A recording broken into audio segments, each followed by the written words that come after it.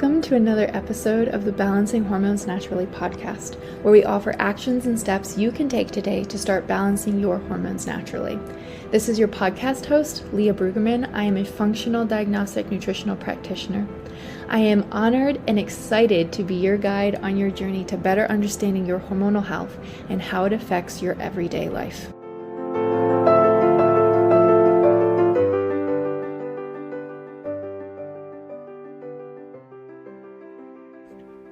Hey guys, so I'm gonna be honest, I was really not sure what I wanted to talk about today, and we're gonna throw it back to something I actually talked about in one of the earlier episodes, but I was just briefly mentioned it because I was talking about something else.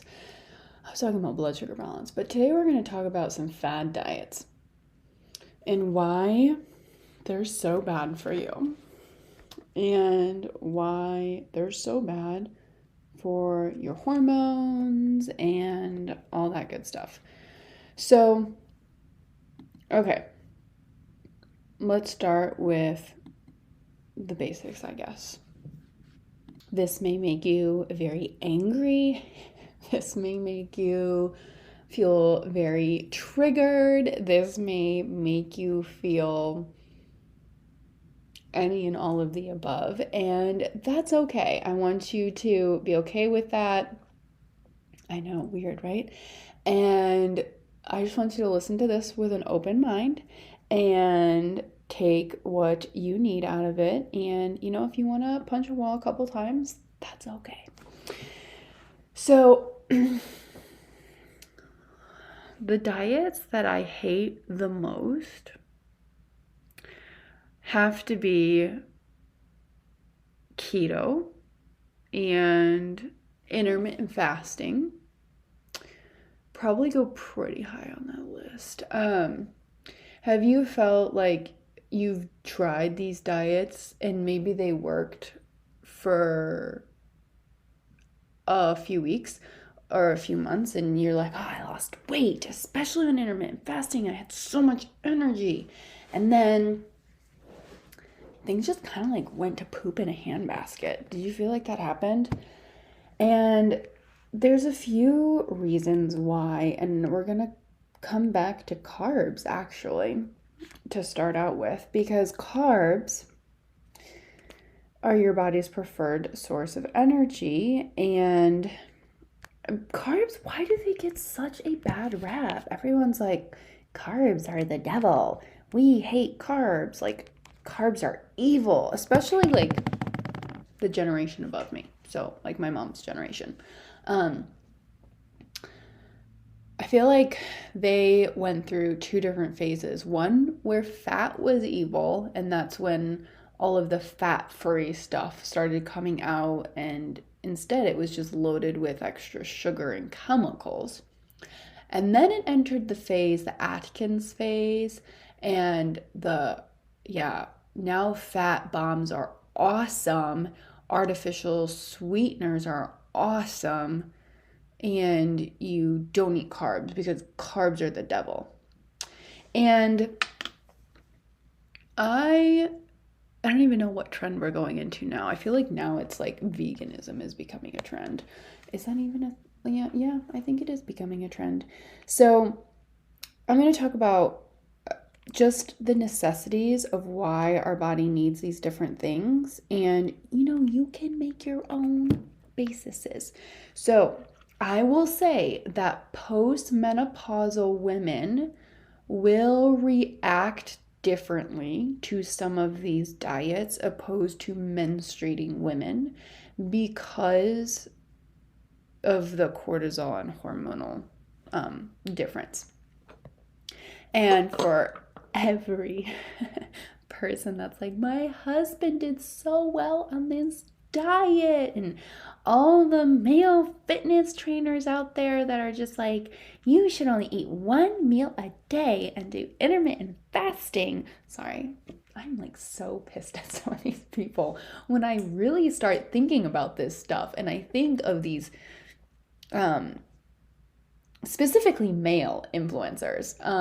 And I'm not being sexist here. I'm literally just annoyed because these studies are done on men that prove the benefits of intermittent fasting. And the very few studies that have been done on women, menstruating women, it did not show benefits for them. Instead, it showed the opposite effects on their blood sugar and stress response. So, I always get so annoyed when people are like, no, intermittent fasting is so good, blah, blah, blah, blah, blah. I'm like, yeah, well, stop looking at the studies done on men and let's look at the studies done on menstruating women.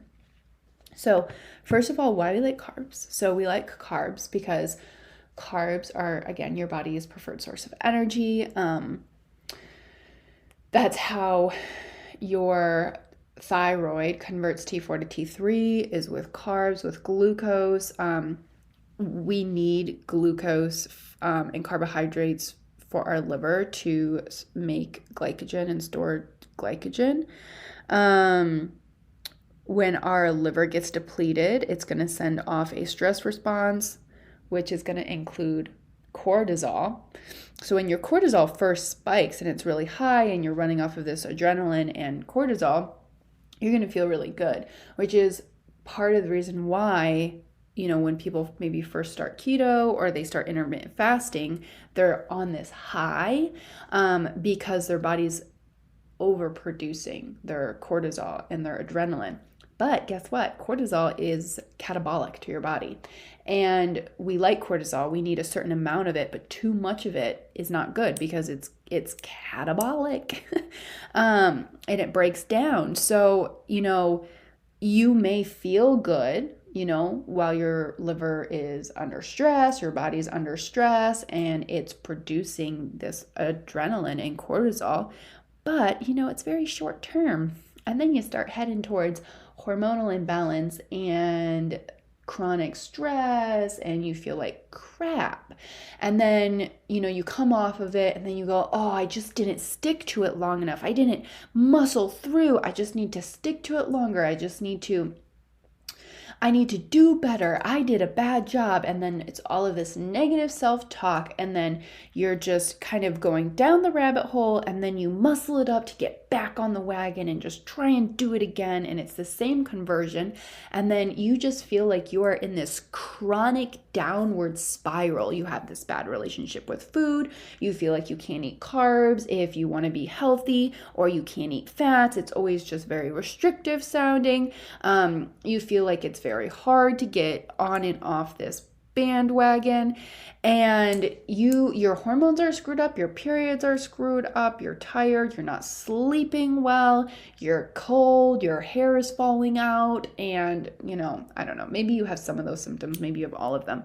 And that's what happens when we're chronically jumping on and off these diet bandwagons and we're not nourishing our bodies. And intermittent fasting is a stress on our body.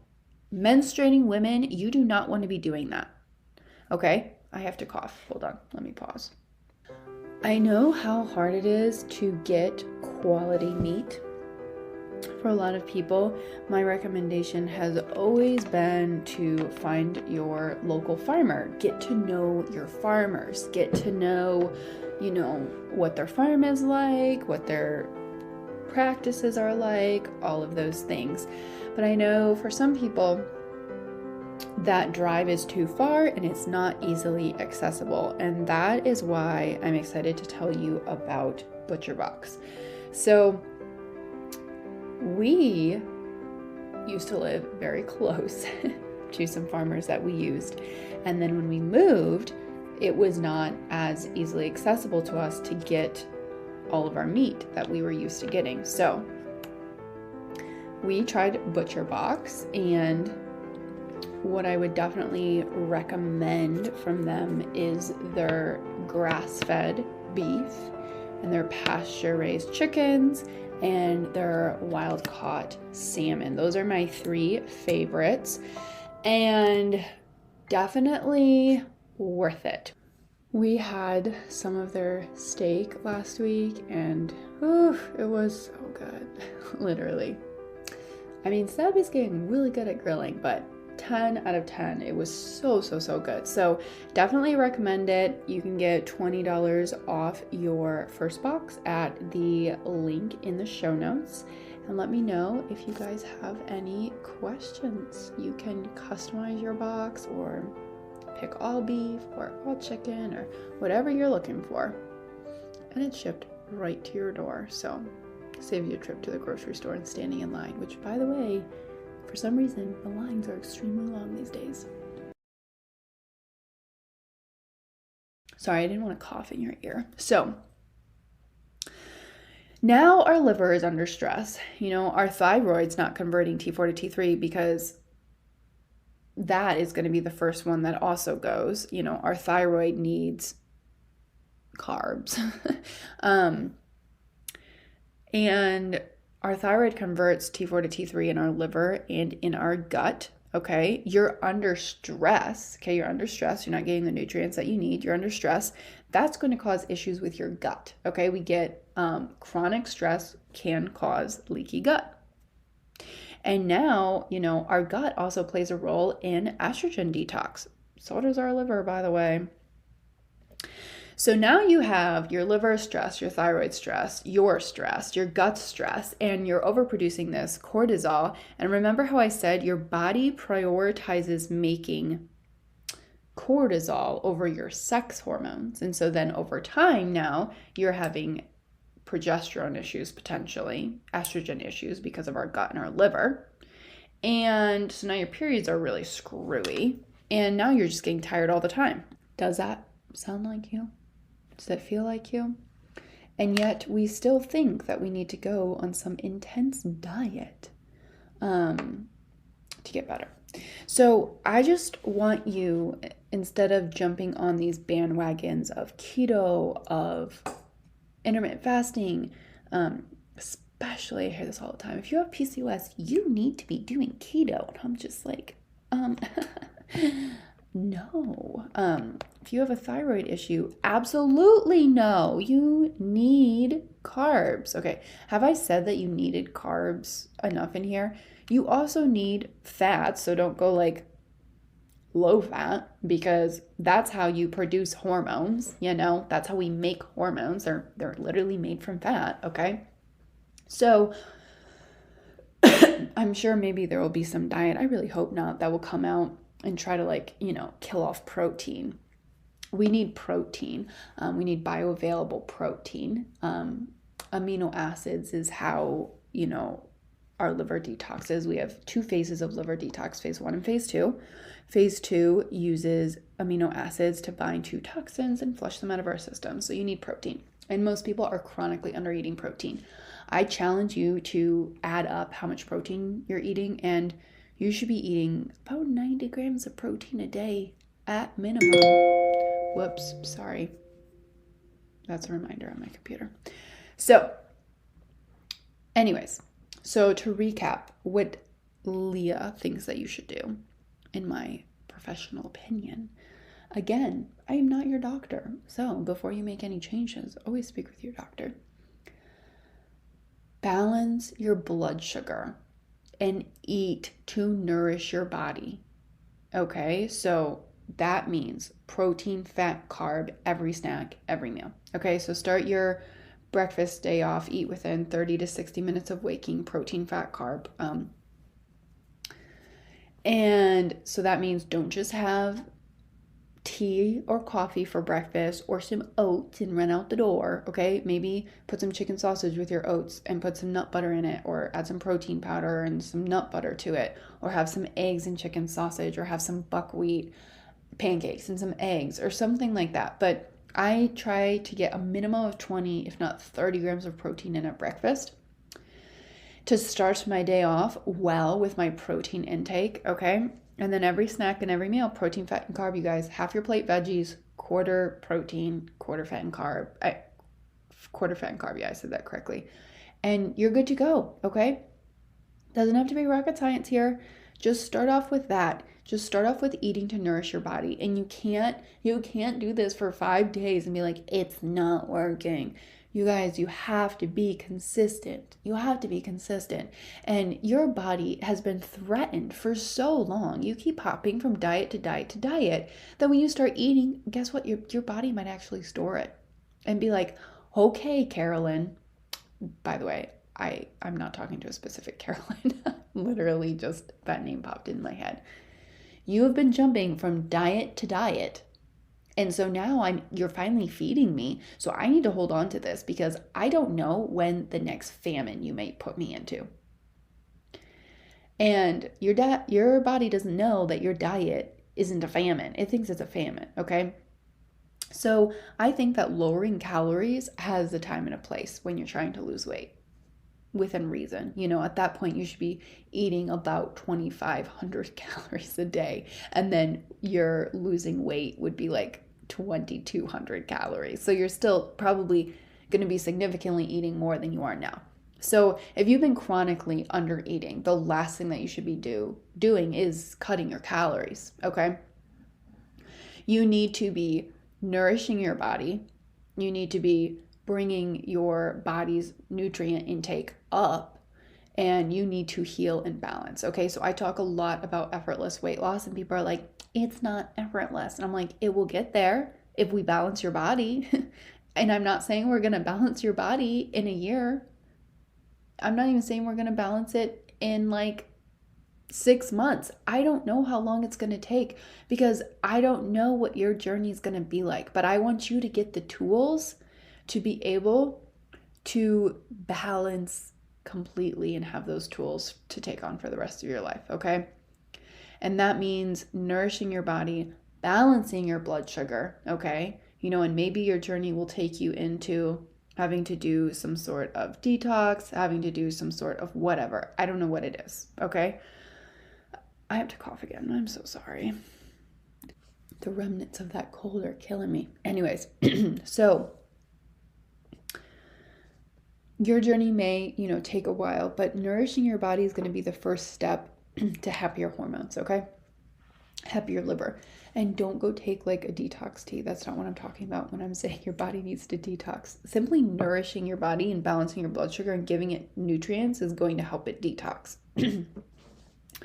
By the way, anytime I ever talk about supplements, you can find them in the link in the show notes. I have a dispensary set up for you guys where you can get your supplements at a discount there. Almost all popular brands are there. And it's set up for you guys to always get 10% off. And if you are outside of the US or in Canada, just shoot me a message and I'll send you a separate link so that you can also get the same benefits. Anyways, I don't know why that came out of my mind, but I was just thinking about it. Probably because, I don't know, I've just had to order like magnesium from there the other day, and now I have to go back and order vitamin C because I forgot to order that. So, Leah. Anyways, so that's my 2 cents on intermittent fasting and keto and carbs and nourishing your body. So let me know what questions you have. Also, if you have not left a review for the podcast, you guys, there is a giveaway. There's a giveaway. We are at 85, 15 more reviews, and we will be having a giveaway of a spot in the Hormone Reset program, which is valued at a lot, a lot. But the actual price of what you would be paying is $9.97, and you would be winning that. You would be winning that. So if you are listening to this right now, stop what you're doing, go rate and review the podcast. And if you don't have an Apple iPhone, if you don't have an iPhone, go find a friend that does have one. Thank you for listening to today's episode of Balancing Hormones Naturally. If you found this helpful, I would love for you to share it with a friend and post it on your stories and tag Balancing Hormones Naturally podcast so we can get this message out. You can find me on Instagram at Leah_BRUEG, and I would absolutely love to hear from you.